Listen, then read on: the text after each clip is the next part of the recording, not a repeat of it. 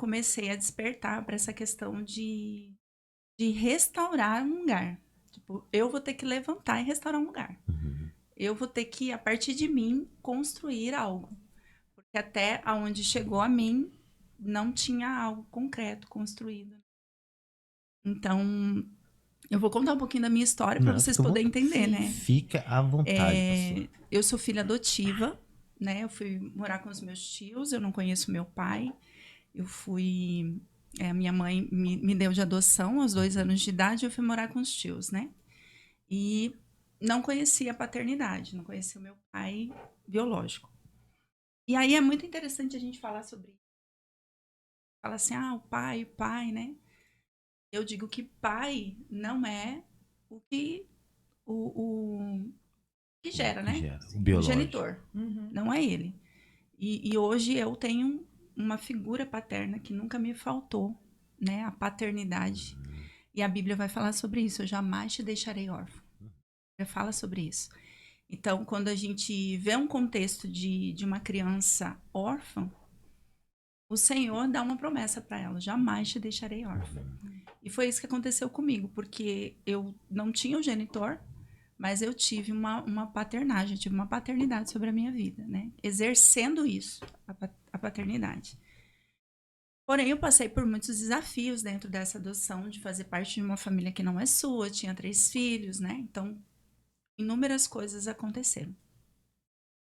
E dentro desse inúmeras coisas que aconteceu, eu sofri um abuso sexual novinha, tinha 8 anos de idade. Uhum. E isso marcou muito forte a minha vida. Nunca havia falado sobre isso. Hoje eu tenho 43 anos, eu fui falar a primeira vez desse abuso, eu tinha 30. Então você pensa, uma menina com 8 e escondeu isso por todo esse tempo, né? Para que pudesse sobreviver diante de tudo aquilo ali. E aí, com isso me causou muitos traumas, por isso que eu falo que eu vim de um fragmento, né?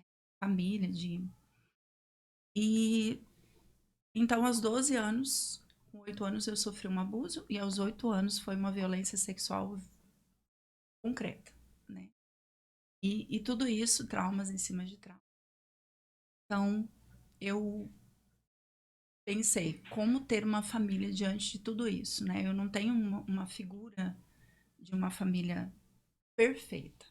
E aí eu quero perguntar para vocês, tem família perfeita? Não. Não. Não mesmo. Não tem. Não. Com E, 45 anos eu posso dizer que não tem.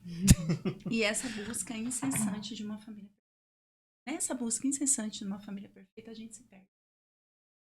Porque a gente acaba não olhando aquilo que tem de saudável e bom. Quando eu fiz essa pergunta para mim sobre uma família perfeita, eu olhei para minha adoção. Muitas vezes eu reclamei disso. Porque você queria estar no meio de uma família que fosse sua, né? Não, eu queria minha mãe, o meu pai, eu queria os meus irmãos, eu não queria estar com. Então, é muito bom a gente falar sobre isso aqui, porque às vezes isso é uma mentalidade do órfão. E por mais que ele é adotado, por mais que ele é amado, dentro da mente dele está a procura do pai e da mãe da família biológica. Até isso construir dentro de você, que foi através de Cristo que foi construído em mim, né? De que eles foi a família que o Senhor me deu para exercer a paternidade, a maternidade, os meus irmãos. Então, eu comecei aos 35 anos, quando eu falei sobre o abuso a primeira vez, falei sobre os traumas de tudo isso. Foi quando eu comecei a ser tratada nessa área familiar. Porque daí eu comecei a enxergar que, de fato, eu precisava ser curada e enxergar eles como uma família, né? E Deus começou a fazer uma coisa muito louca na minha vida. E daí a gente para de procurar aquilo que é perfeito, aquilo que é perfeito. E você começa a enxergar que, nossa, como que esse copo é bonito. Ele tem um detalhe aqui que eu não tinha observado quando você colocou aqui, né? E eu comecei a olhar para minha mãe assim, eu comecei a olhar para o meu pai assim, comecei a olhar para os meus irmãos assim. foi quando Deus começou a restaurar essa questão familiar na minha vida. Só que eu já vim de fragmentos e fragmentos, né? E eu vou falar para vocês aqui que eu não costumo falar, mas eu vou dizer, eu vim de um divórcio por conta de tudo isso. E aí a gente fala assim, como que uma mulher consegue falar de uma restauração e reconstrução familiar vindo de um lugar desse? E aí esses dias me perguntaram, pastora, o que você pode aconselhar se você experimentou esse lugar? Eu falei, eu mais do que qualquer pessoa posso te aconselhar. Porque eu já estive nesse lugar. E eu estou em um lugar que só a graça de Deus sobre a minha vida que me dá capacidade para estar aqui. Então é por isso que hoje, né, eu luto pelas famílias. Eu coloquei até na minha bio que você olhou lá, reconstrução, uma reconstrução. E o Senhor, Ele é misericordioso, gracioso, que Ele me deu uma família. E restaurou por completo. Sim. Filhos, marido.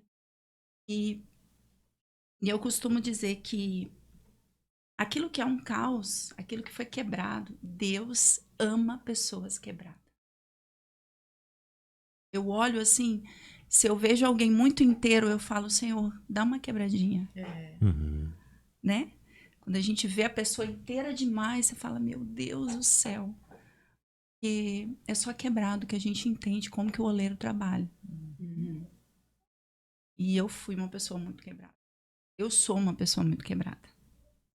Eu falo todos os dias que, todos os dias, na misericórdia, na graça, eu me sinto nesse lugar quebrada. Para que Ele possa me fazer inteira. Quando sou fraco, sou forte.